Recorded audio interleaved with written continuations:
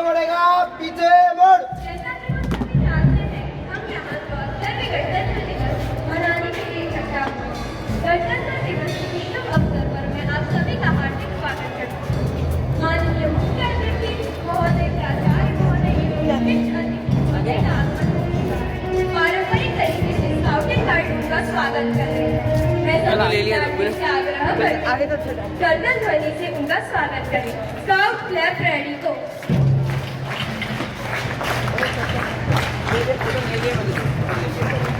चल आगे चल आगे मैं शेखावत सर से अनुरोध करती हूँ कि वह हमारे मुख्य अतिथि से ध्वजारोहण करवाएं। सर आ गया हाँ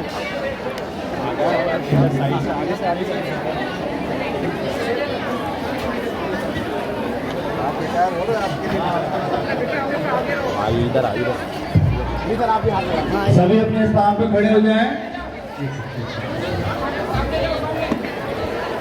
विद्यालय सावधान।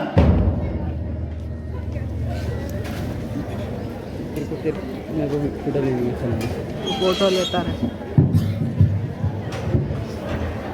पीछे रखो पीछे रखो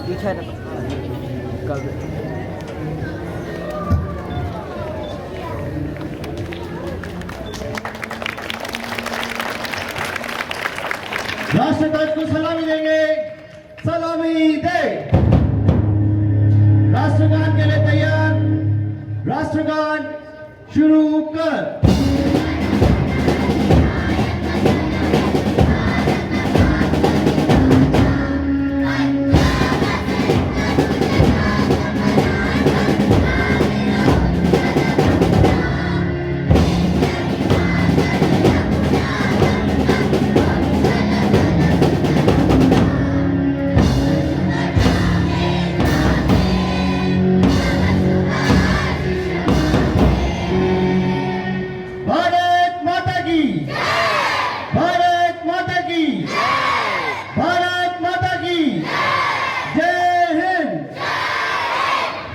सभी अपने स्थान पर बैठ जाएं। क्या खत्म करें अतिथि महोदय से भी निवेदन।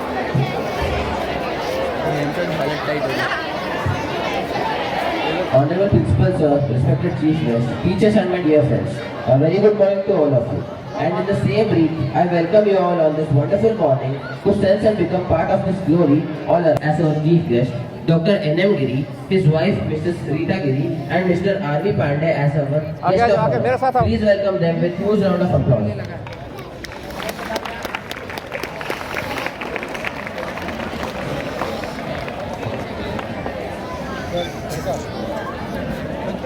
We also welcome Dr. P.K. Yadav sir. In the meantime, I would like to call upon our school captains for floral welcome of our guests.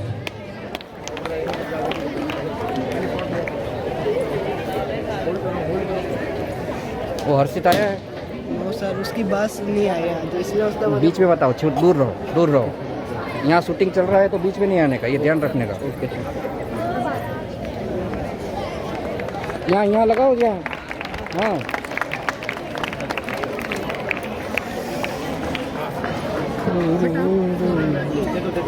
देखो वो वहाँ ध्यान रखो। जल्दी बेटा इस तरफ देखो, बीच में मत आओ। हाँ इस तरफ सामने देखो, साइड से आ जाओ, बीच से मत आओ। Yes okay.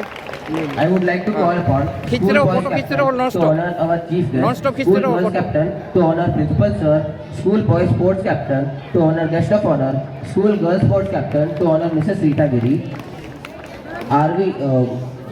school vice captain to honor R.V. Pandey, Mr. R.V. Pandey, and school vice captain.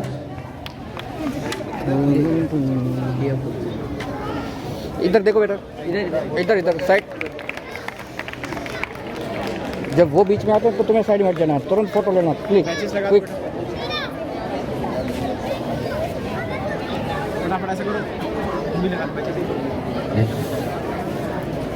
I invite two Nearby. vice captains Nearby. to honor the guest with practice. निर्भय बेटा शूटिंग ले लो।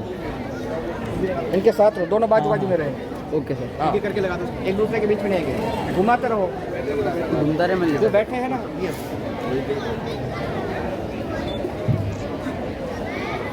अरे देखो मत, क्लिक करते रहो। Photo देखो मत, क्लिक करते रहो बस। सर को लगा सर आओ।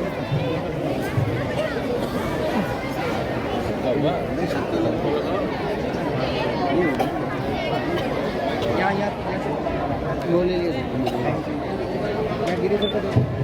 गिरीश को कवर करो। हो गया। हाँ, थोड़ा दूर से जूम करो, जूम आउट करो।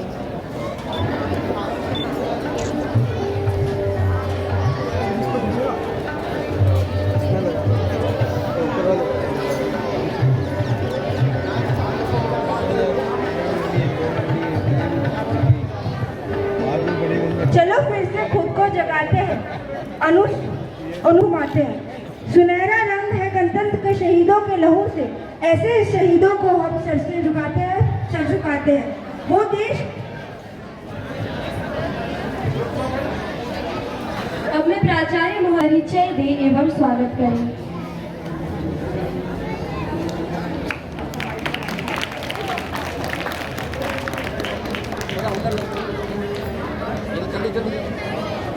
सुप्रभात।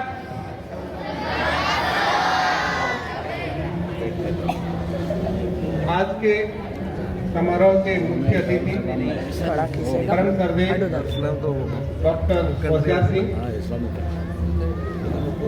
श्री आर.वी. पांडे जी, विशिष्ट अतिथि विद्यालय के सीनियर मुख्य शिक्षक श्री एन.एम. गिरी जी, श्रीमती एन.एम. गिरी जी, उपस्थित सभी अतिथिगण, अभिभावकगण और प्यारे बच्चों, आप सभी को 74वें गणतंत्र दिवस की हार्दिक बधाई एवं शुभकामनाएं। निश्चित रूप से आज का दिन हम सब के लिए, हम सभी भारतवासियों के लिए बहुत बड़ा दिन है। मुख्य अतिथि महोदय और विशिष्ट अतिथि महोदय ने बढ़ाई है। तो ऐसे समारोह में हमारे लिए बड़े बुजुर्गों का आशीर्वाद एक एसेट की तरह होता है। तो सर्वप्रथम डॉक्टर होशियार सिंह जी, जो केंद्रीय विद्यालय में प्राचार्य के रूप में और शिक्षक के रूप में जिन्होंने नई लंबी सेवाएं दी है, आप एक अच्छे गणितज्ञ, शिक्षाविद और समाज सेवी है। और खासतौर से सेवानिवृत्ति के 8-10 साल बाद में भी सामाजिक सेवा में और केवीएस के एम्प्लॉइज के हितों के लिए संघर्षरत है। बहुत ही ऊर्जावान और क्रियाशील व्यक्तित्व है। और साथ में है श्री आर.वी. पांडे जी। इसी विद्यालय में इन्होंने एज ए शिक्षक के रूप में ज्वाइन किया और इसी विद्यालय में प्राचार्य के रूप में और शिक्षक के रूप में लंबी सेवाएं देने के बाद 2013 में यहाँ के प्राचार्य के पद से सेवानिवृत्त हुए। और साथ में है हमारे विद्यालय के गणित शिक्षक, जो अभी जुलाई के महीने में सेवानिवृत्त हो रहे हैं, उनके श्रीमती जी भी साथ में। तो आप सभी मुख्य अतिथि महोदय और विशिष्ट अतिथियों का संपूर्ण विद्यालय परिवार की ओर से मैं हार्दिक स्वागत करता हूं, हार्दिक अभिनंदन करता हूं। एक बार जोरदार तालियां बजाइए सभी मेहमानों के स्वागत में।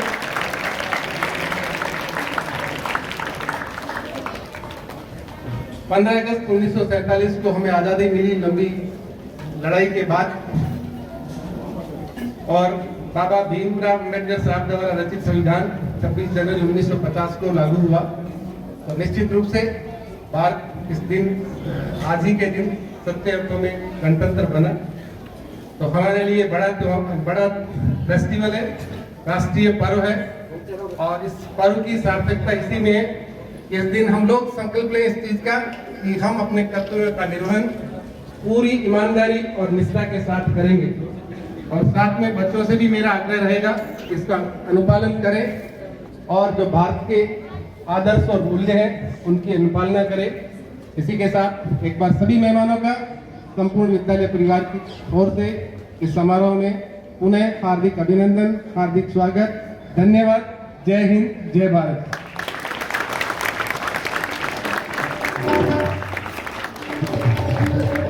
And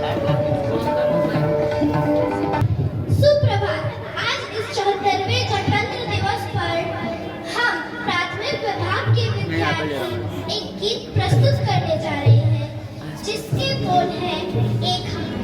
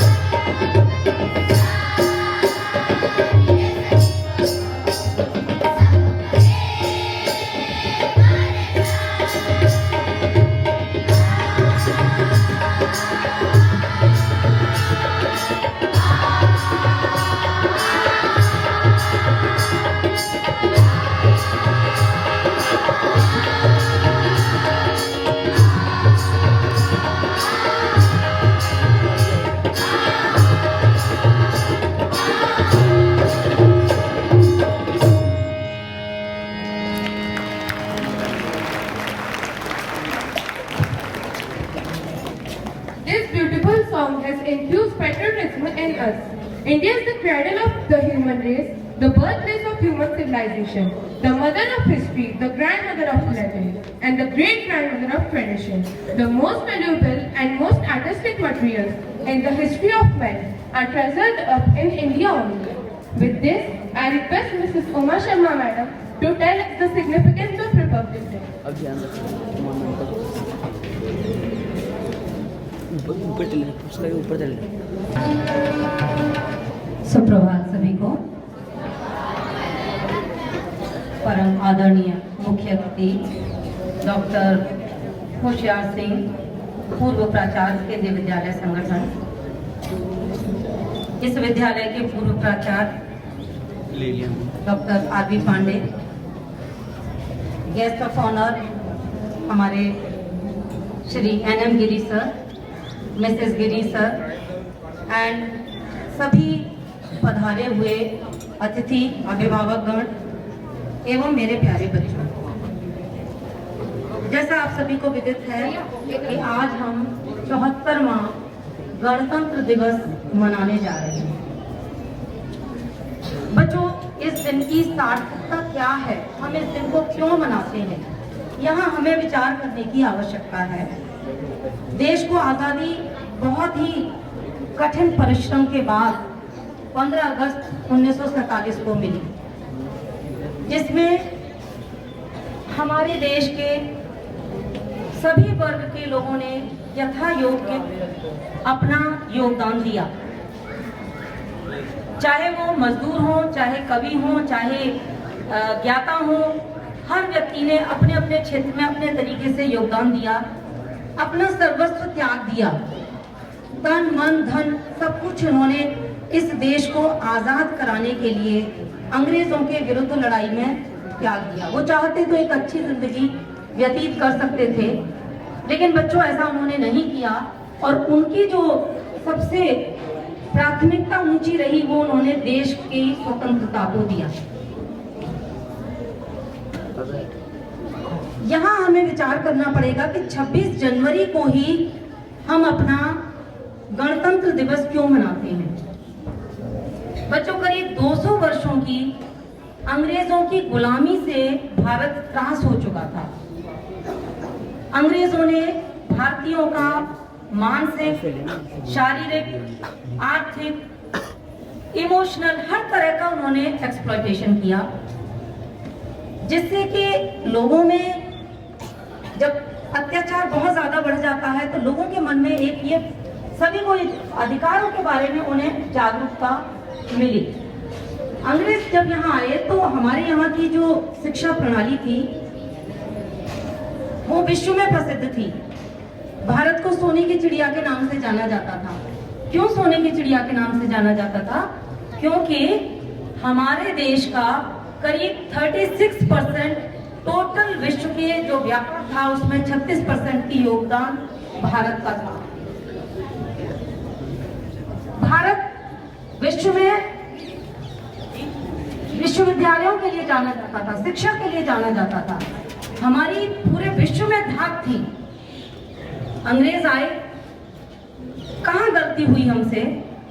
बच्चों, किसी देश की संस्कृति उदार हो सकती है, किसी देश का समाज उदार हो सकता है, लेकिन अगर कोई राज्य उदार होता है तो उसे ये परिणाम भुगतने पड़ते हैं जो भारतवर्ष को भुगतने पड़े। जब हम देश की बात करते हैं, देश की सीमाओं की बात करते हैं, तो हमें उदार नहीं होना चाहिए। हमारा व्यवहार उदार हो सकता है, समाज उदार हो सकता है, हम लोगों की आवश्यकताओं को पूरा करने में पूरा सहयोग देंगे, हमें मानवता को सबसे ऊपर लेना है, लेकिन जब बात देश की आती है तो हमारे लिए सबसे ऊपर हमारा देश होता है। इसीलिए उस समय जो लोग थे जिनकी उम्र घोड़ी पर चढ़ने की थी और उन्होंने फांसी के फंदे पर वो चढ़ गए, सोचिए जरा इस बात को। जो उम्र उनकी अपने विकास के लिए थी, अपने परिवार को कुछ देने की थी, उस उम्र में वो देश छोड़कर के प्रथम विश्व युद्ध में लोगों के, अंग्रेजों के कहने पर प्रथम विश्व युद्ध के लिए देश से निकल गए और ये मालूम था कि ये जो गए दोबारा लौट के कभी यहाँ वापस नहीं आएंगे। तो मुझे यहाँ पर कभी प्रदीप की कुछ लाइनें याद आती हैं, ए मेरे वतन के लोगों जरा आंख में भर लो पानी। ये कोई मामूली सी बात नहीं है, जैसे कि लता मंगेशकर जी ने गाया था। आप लोग बड़े ध्यान से सुनते भी हैं, लेकिन इसके एक एक शब्द पर आप विचार कीजिए। तो ये क्यों मनाया जाता है? उसकी जो अगली लाइन है जिसमें वो कहती हैं कि तुम भूल न जाना इनको, इसलिए कही ये कहानी। भाई ये बातें हम आपको क्यों बताते हैं?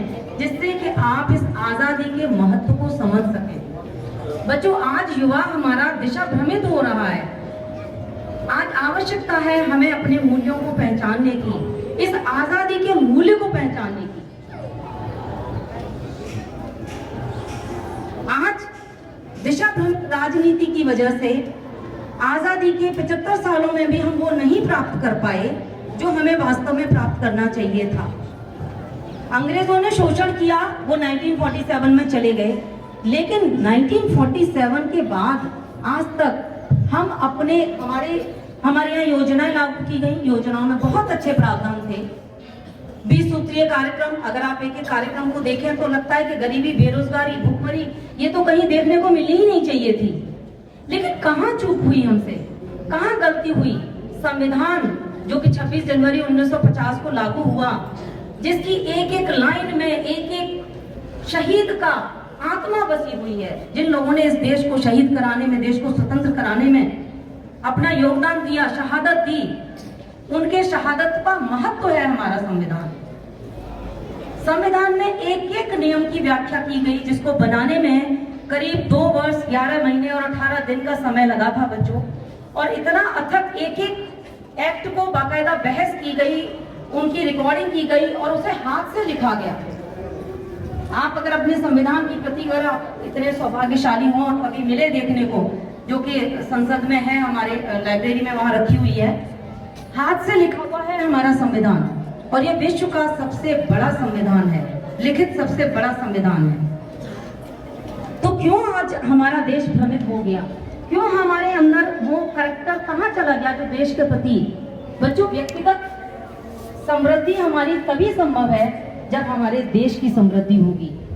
अगर हर व्यक्ति ये विचार कर ले कि मेरा विकास देश के विकास में है, अगर हम देश के विकास को सर्वोपरि रखेंगे, देश के विकास में अपना योगदान देंगे, तो शायद वो दिन दूर नहीं कि हम फिर से सोने की चिड़िया के रूप में स्थापित हो सके।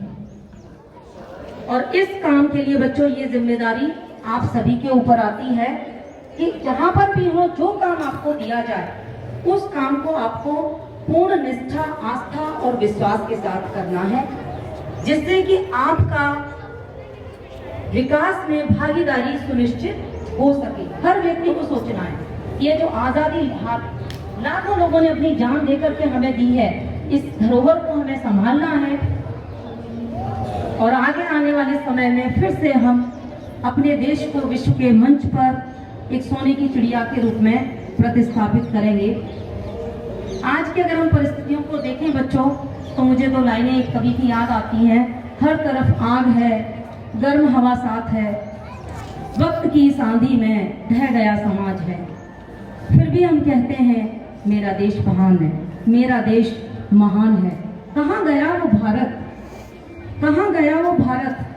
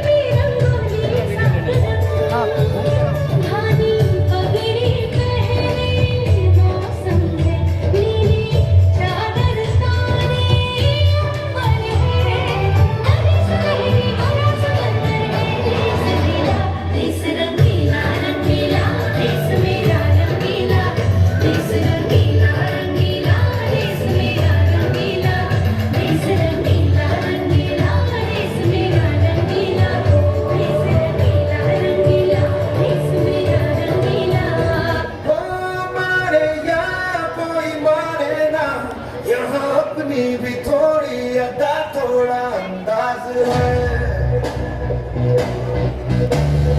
ऐसे हैं चाहे वैसे हैं, अरे जो भी है जैसे है, खुद पे हमें नाज है।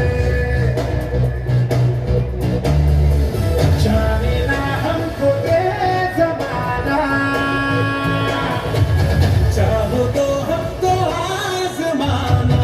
प्यारबाज हम जानसाज हम इश्कबाज दिलवाले, कहते हैं हमको प्यार से इंडिया वाले, छू लेते दिल के तार से इंडिया वाले, हर जीत छीले हार से इंडिया वाले, दुश्मन के छक्के छुड़ा दे हम इंडिया वाले, दुश्मन के छक्के छुड़ा दे हम इंडिया वाले।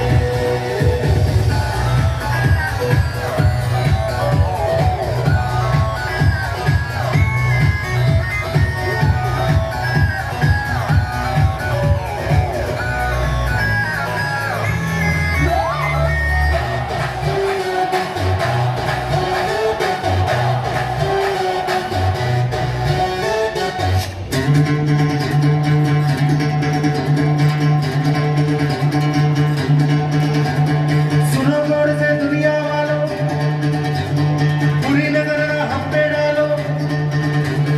सुनो गौर से दुनिया वालों, बुरी नजर ना हम पे डालो, चाहे जितना जोर लगा लो, सबसे आगे होंगे हिंदुस्तानी। सुनो गौर से दुनिया वालों, बुरी नजर ना हम पे डालो, चाहे जितना जोर लगा लो, सबसे आगे होंगे हिंदुस्तानी। हिंदुस्तानी हमने कहा है, तुम भी कहो, हमने कहा है जो तुम भी कहो। आओ हम मिलजुल के बोले अब तो यारा, अपना जहाँ है सबसे प्यारा। आओ हम मिलजुल के बोले अब तो यारा, अपना जहाँ है सबसे प्यारा। हमने कहा है जो तुम भी कहो।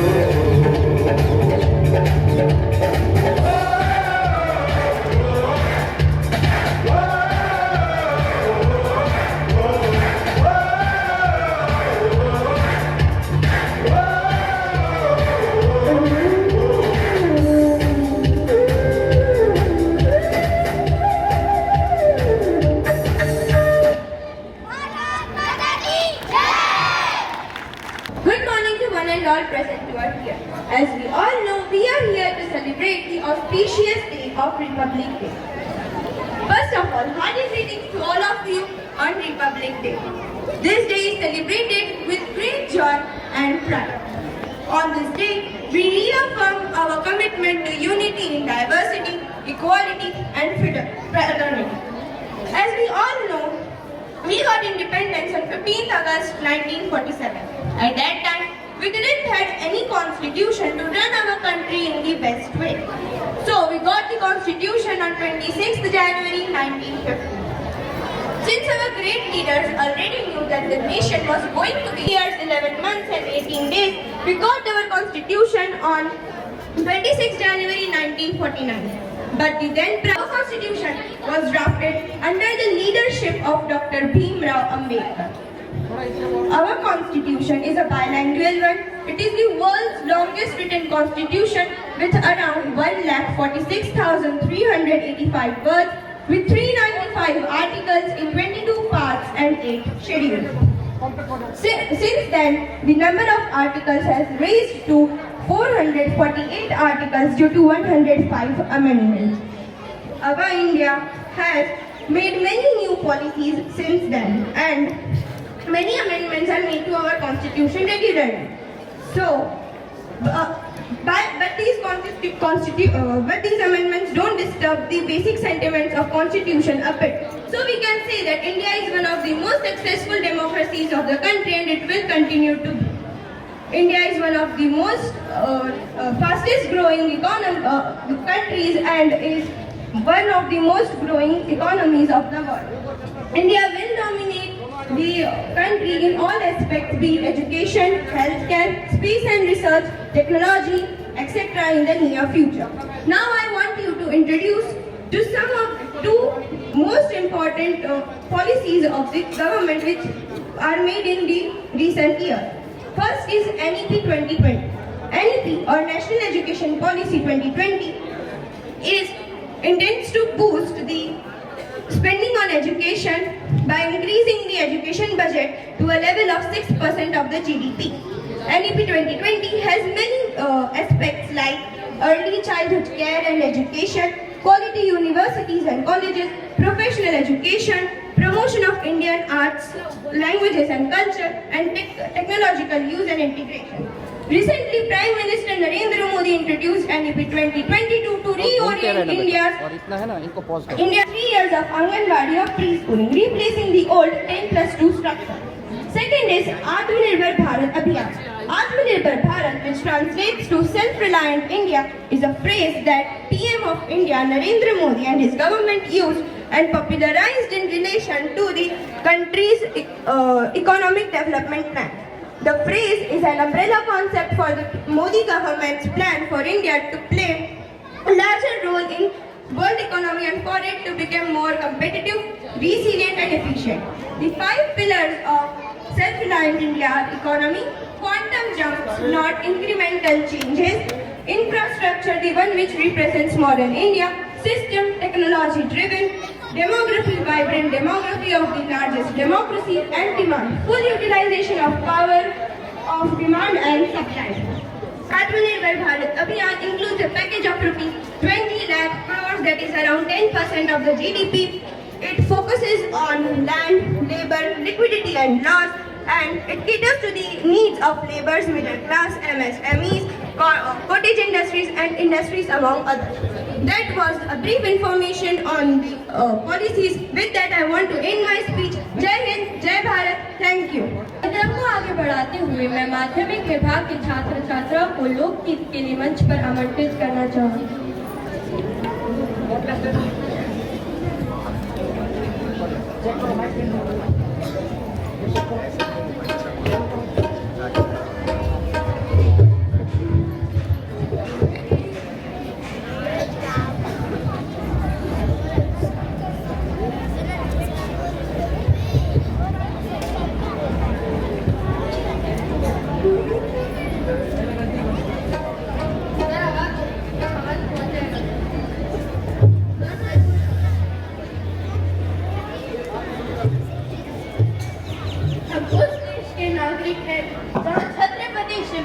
और सम्राट अशोक जैसा राजा था। हम उस देश के नागरिक हैं जहां हर 50 मील पर भाषा, पहनावा और मजहब बदल जाता था। हम उस देश के नागरिक हैं जहां डाल डाल पर सोने की चिड़िया को पाया जाता था। हम उस देश के नागरिक हैं जहां के लोगों को अगले ब्रह्मांड से पहले पूरे संसार का ब्रह्मांड समझ आता। सुप्रभात। आज हम माध्यमिक विभाग के छात्र आपके समक्ष लोक गीतों की श्रेणी लेकर प्रस्तुत हुए हैं, जिसके बोल कुछ इस प्रकार हैं।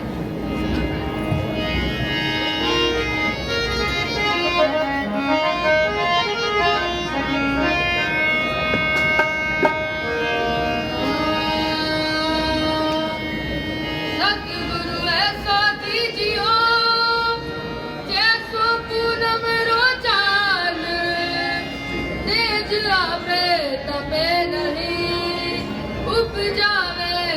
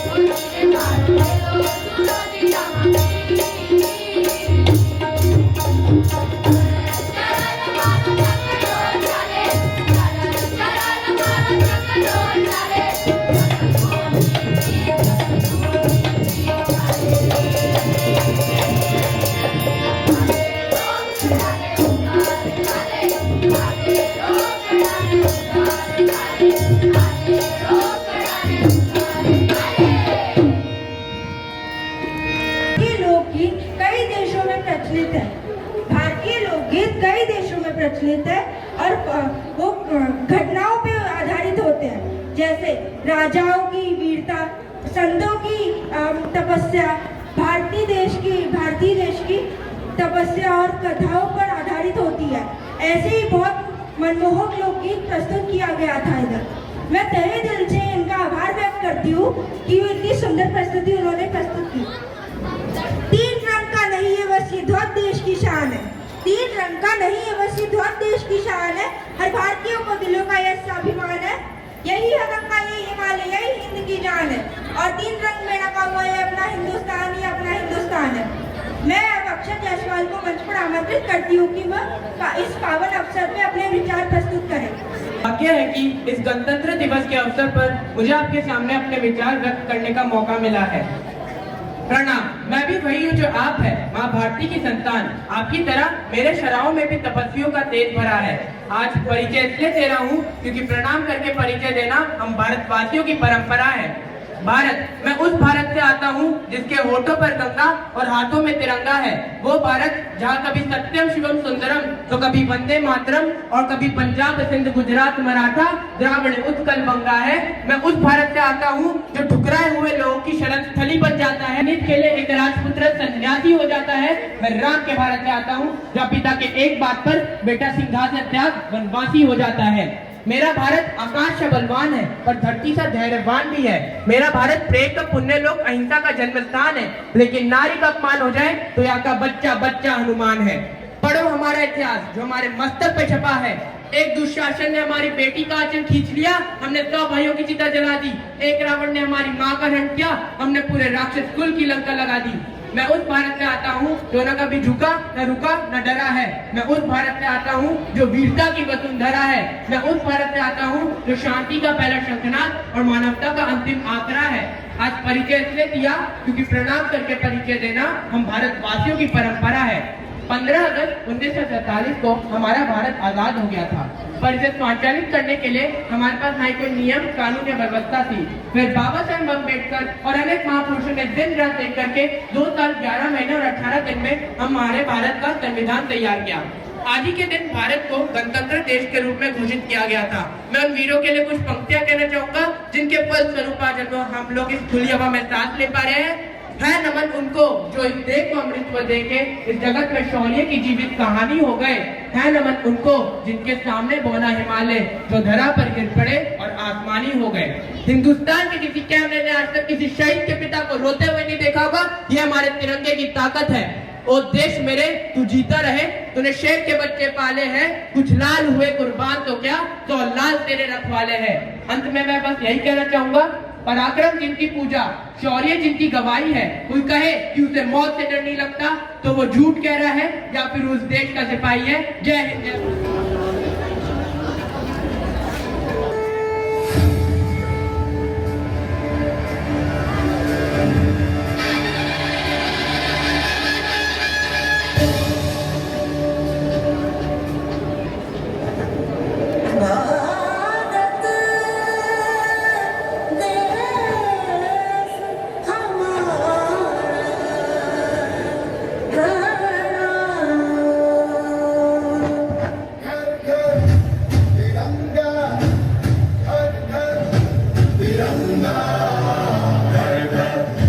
तिरंगा हर घर तिरंगा।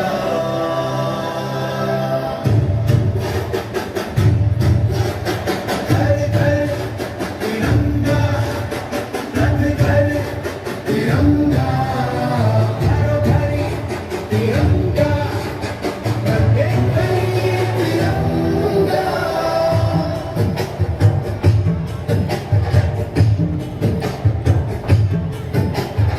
आसमान को पाना है, आसमान से आगे जाना है।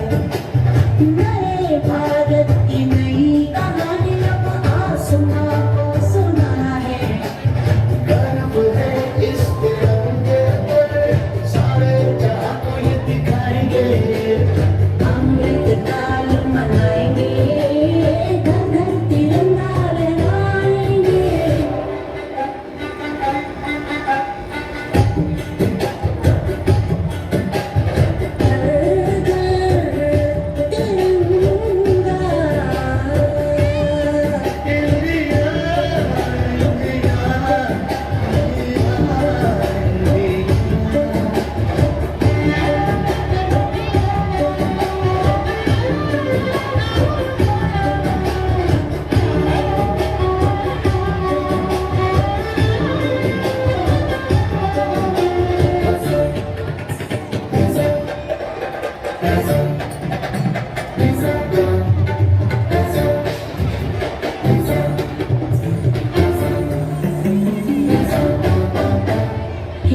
केसरिया रंग है क्या?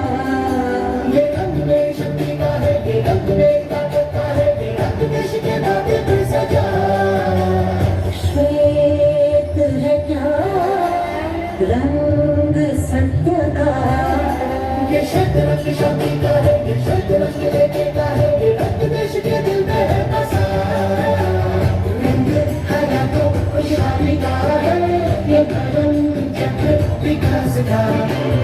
इन्हीं उसूलों से है ये बना तिरंगा हमारा, तिरंगा प्यारा।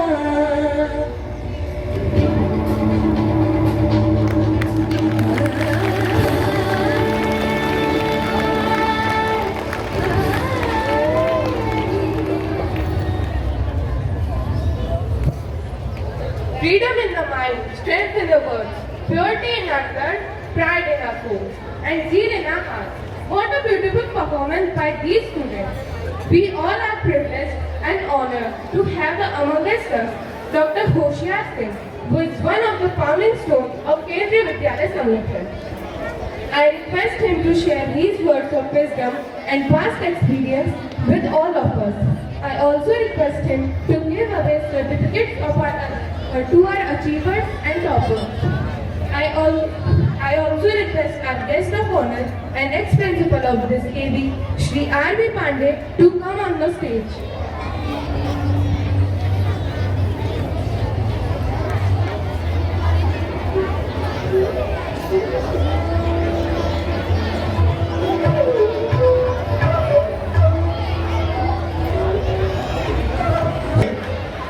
To the distinguished chief guest, our guest of honors,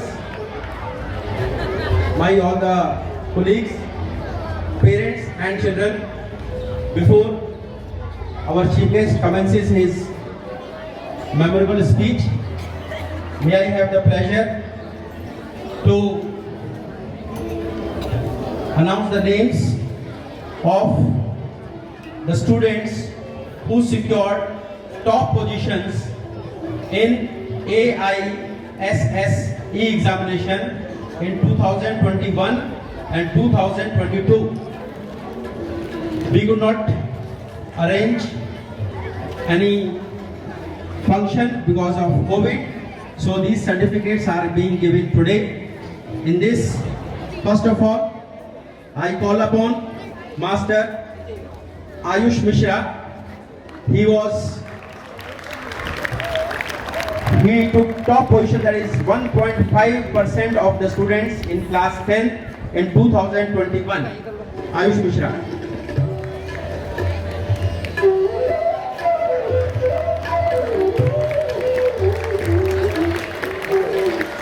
Next, I call upon Aryan Ashok Kushwaha. Sir is presently studying in class 12 science. Now Aryan Ashok Kushwaha, he passed out AISSE, that is class 10th examination in 2022 and secured top position, that is he was among the first, that is 1.5% of all the KBS students. Let me tell my valuable parents here that in all KBS we have about 55 lakh students. Next is Bhavish Parashar. Bhavish Parashar, hurry up beta to the stage. Adi, be ready. Next is your name. Bhavish Parashar. He also passed in 2022. I request our ex-principal, Mr. R.B. Pandey, to honor him with the certificate, which these certificates have been issued from Kendriya Vidyalaya Sanghan in New Delhi. Next is Adi. Again, passed in 2022.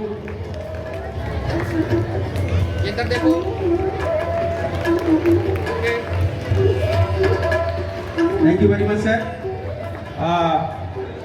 Let me now request our honorable chief guest of the day, Dr. Hoshiar Singh, ex-principal of Kendriya Vidyalaya Sanghan, for his valuable blessings and motivation. Sir, please.